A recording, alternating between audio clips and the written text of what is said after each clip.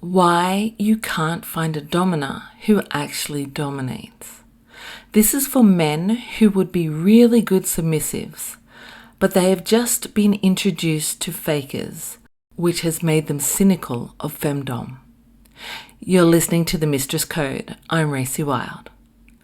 One of the most common frustrations I hear from submissive men is the difficulty of finding a dominant woman who actually dominates. Not just someone who performs erotic acts from femdom porn, but a woman who leads a power-based, female-authored dynamic, emotionally, psychologically, and erotically. And they're not wrong. Finding real femdom is difficult, but not for the reasons most assume. Most of the problem is the term mistress. It is used by everyone and her dog. In today's scene, many women call themselves domina or mistress simply because they enjoy the word. They are not actually a mistress or domina, but they might like the idea of it. It's a fantasy for them, or they feel confident in the bedroom sometimes, or they like the style of the clothes, or they get more attention from men, or they like to slap their boyfriend around a bit. But none of this makes them a femdom. Yet they use the label because it is glamorous, clickable, and instantly gets them pull in the kink economy. But just looking or feeling dominant is not the same as practicing female domination. What is being marketed under the name femdom is often anything but. You might encounter a woman who performs pegging, CBT, humiliation, or feminization. She may wear latex, hold a flogger, and call you pet. But if those acts are not situated within a psychological power dynamic authored by her will and desire, if they are not arising from a female-led erotic framework, they are not femdom. They are topping. Erotic acts performed from a script for the attention of men and for the male pleasure is not femdom. One of the major problems is people mistaking topping for domination. Topping refers to enacting erotic activities that might appear dominating, but are not. Impact play, bondage, feminization, in response to a submissive's preferences. Domination, by contrast, is a directional, asymmetrical, psychological, and relational process. It is not defined by activity, but by female authorship. Who writes the scene? Who determines the structure? Whose erotic logic shapes the dynamic? Femdom, in its authentic form, is not about performing acts. It is a deeply transformative experience using emotional power and balance to explore human connection through the taboo.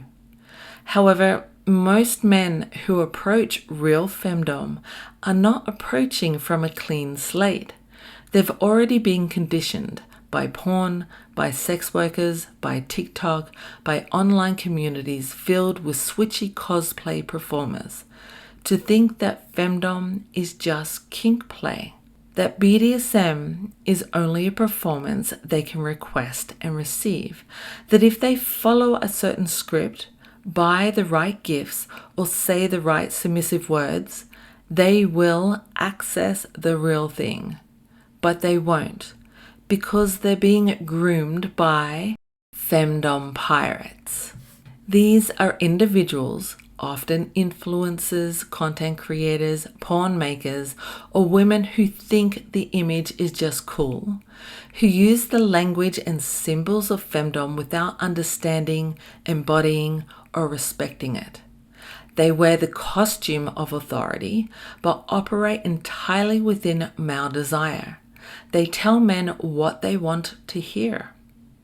They act out a curated fantasy, and in so doing, they leave a trail of destruction behind them. The harm is real.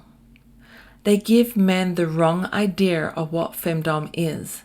When everything is a performance, men learn to expect domination as a service, not a female-led dynamic structure they must surrender to.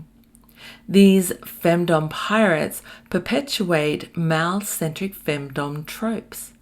Most of what is called Femdom today is kinkified service delivery, fetish acts with no internal authority behind them. Many pirates engage in exploitative behavior, encouraging the belief that all dominers are manipulators, reinforcing the stereotype that dominers are money hungry. They cause psychological harm. When a woman who doesn't understand power dynamics begins to dominate without education, structure, safety, or ethics, things go wrong. The sub is not protected. He is not cared for, and he walks away harmed, cut, or disillusioned. No, I'm not just making this up. On my own journey, I have saved a millionaire from bankruptcy and imprisonment because of a woman claiming to be a financial dominatrix, but she was just a thief. I have stopped the physical abuse by a sick woman beating up on a submissive man. I have helped a submissive who was put in hospital because two dominers disregarded his reds and ripped into his ass, and he couldn't escape because he was tied down. Then they harassed him for not showing up the next day because they wanted to film. Yeah, the stories I can tell. I have seen women faking being a dominer to do atrocious things to men. These pirates damage the reputation of real femdom.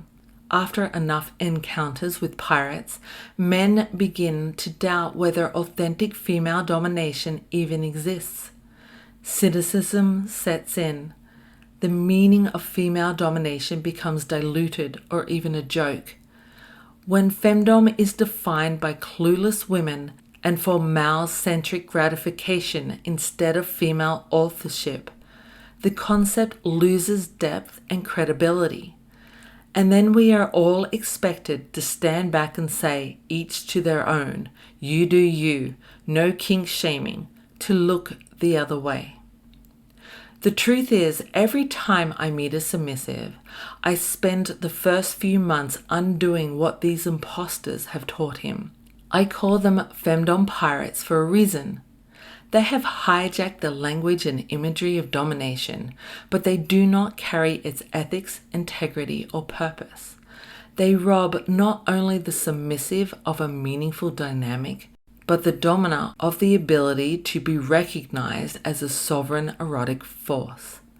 And the bitter irony is that the more these imposters perform their version of femdom, the harder it becomes for authentic dominers to be believed or valued. Real dominers are now forced to prove they exist, to prove they are real, and to prove they are authentic. And men, many of whom would make excellent submissives, have become jaded, skeptical, and hardened by disappointment. They are confused. They have been fed a vision of femdom that centers on their pleasure, on their control, and on their requests. And so when 1 in 1,000 dominer refuse to fulfill their fantasy because they are authentic femdom, these men don't recognize the real thing, but call it fake. So men, if you want to find a real dominer, learn to tell the difference. Here are some warning signs that you may be dealing with a femdom pirate. 1. She offers instant domination without vetting, structure, or process. 2. She asks what you want her to do before declaring her own desires. 3. Her femdom is styled entirely from porn cliches.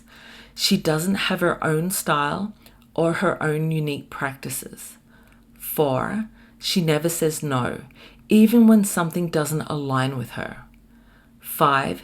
She talks more about kinks than about her own erotic logic. 6. She dominates only when paid, or only online, or only in performance. 7. She never speaks about ethics, safety, or the psychology of submission. 8. She has no traceable Femdom philosophy, lineage, or structure. 9. She cannot explain her domination style beyond aesthetic descriptors. 10. She thinks topping is the same as dominating.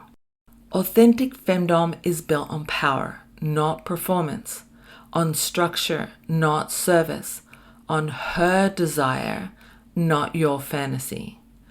So, men, if you've been disappointed before, don't give up. You may not have met a real Domina yet, but when you do, she won't flatter your illusions. She will dismantle them. And if you are ready, that dismantling will be the beginning of your actual submission.